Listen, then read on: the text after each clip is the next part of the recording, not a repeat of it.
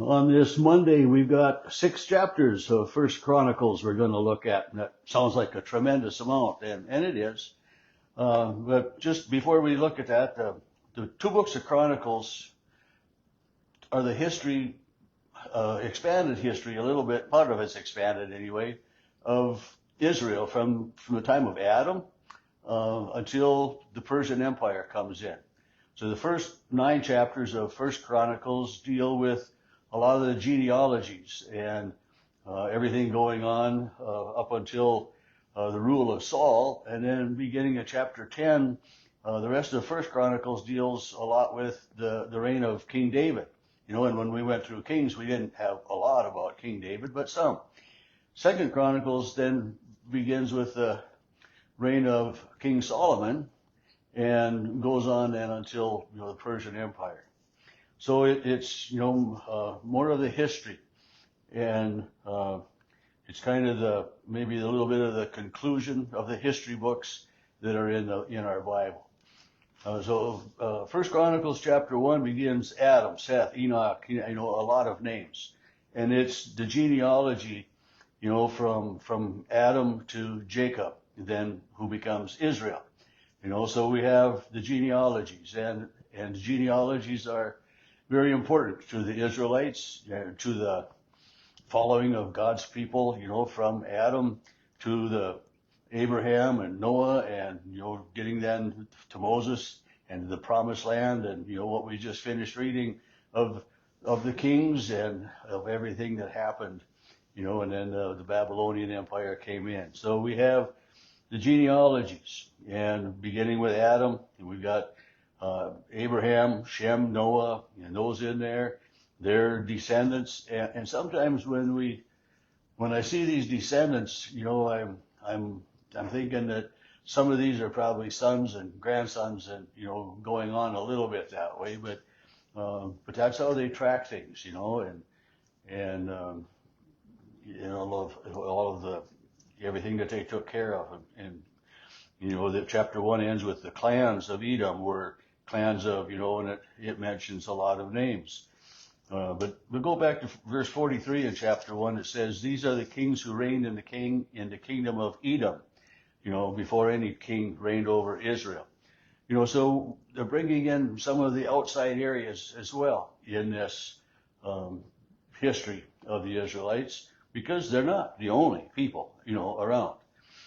Chapter 2 deals with the sons of Israel, Jacob, the one who wrestled with God and became a new name, and was the father of the 12 sons who became the 12 tribes of Israel. And, when they got to the Promised Land, each of those 12 tribes, those sons of Israel, the sons of Jacob, were no longer living, but their tribes, their clans, their families were still distinguished that way.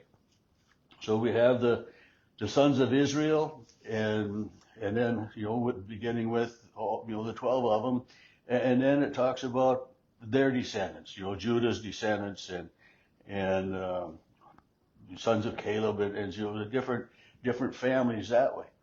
Chapter 3 deals with the sons of David, and so it progresses quite quickly through a lot of this history and the genealogy, and then we come chapter 4. Then it goes back to the sons of Judah, who, that's one of the 12 sons of Israel, but we just had David thrown in there as bringing the genealogy line down to David that way. And in chapter 4, when it's talking about the sons of Judah, there's a lot of names, and then verse 9, "Jabez was honored more than his brothers, and his mother named him Jabez because I bore him in pain. And Jabez called on God, saying, 'Oh, that you would bless me and enlarge my borders, so that your hand might be with me, and you would keep me from being hurt and harmed.' And God granted what he requested." So we have evidence that some of these Israelites were very faithful to God, calling upon God, and listening to God, and God's blessing coming to them. And then verse 11, Chulab, the brother of Shula, became the father, and and again we go. So we've got a little bit of a spot in there about Jabez, and then boom, more genealogy coming in.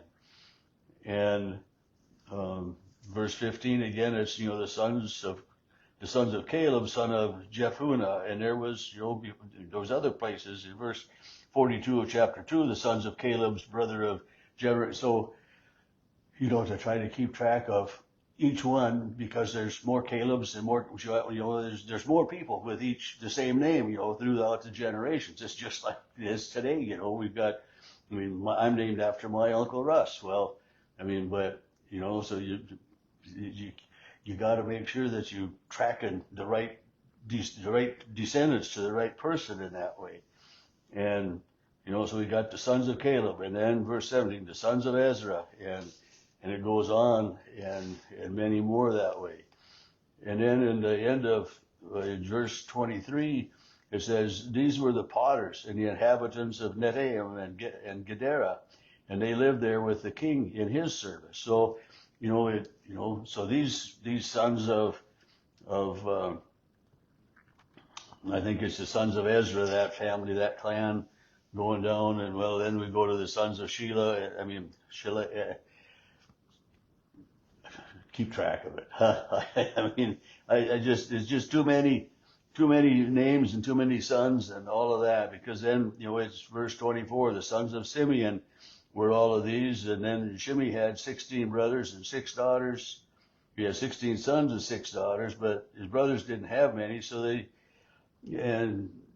it's just a tracking.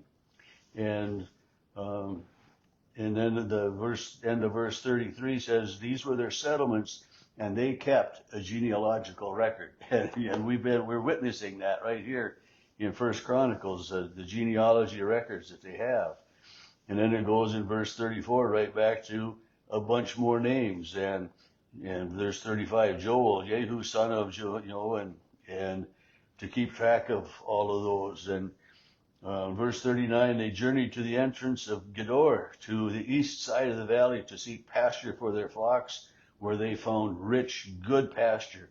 And the land was very broad, quiet, and peaceful, and for the former residents that belonged to Ham, and that genealogy, of Ham, that's, he's one of the sons of Noah, Shem, Ham, and so it's helpful to know a little bit before we get to here, but yet it doesn't help me keep everything straight and neat in all of that way.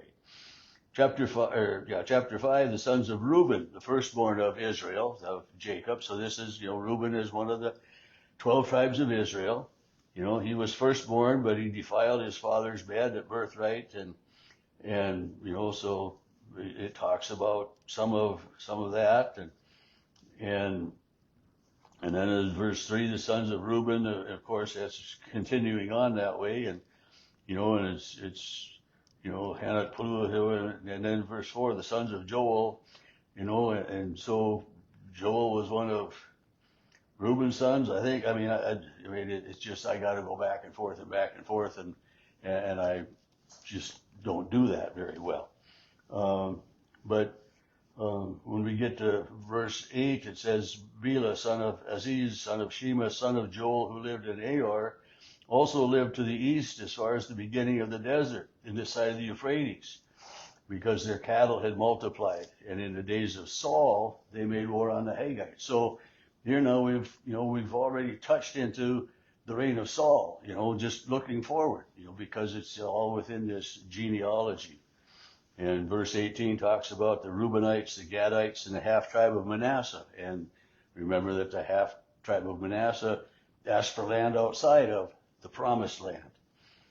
Chapter 6, the sons of Levi. And the sons of Levi were known to be the priests, and that included Aaron and his offspring. And it was, to be a priest, you needed to be one of Aaron's descendants. But to be the high priest, you needed to be a descendant of Zadok, who was a descendant of Abraham.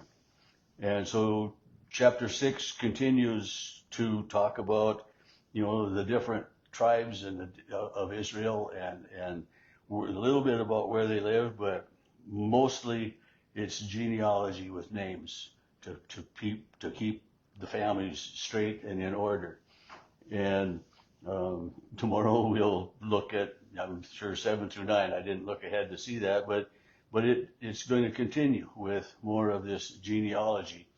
And then when we get, as I mentioned earlier, when we get to chapter 10, then we begin a little bit more detailed look at the reign of King David and the workings of what we've been reading. And so Chronicles is based and taken a lot of it from 1st and 2nd Samuel and 1st and 2nd Kings, but a lot of expansion is there as well. And we will learn a lot more, in the days to come.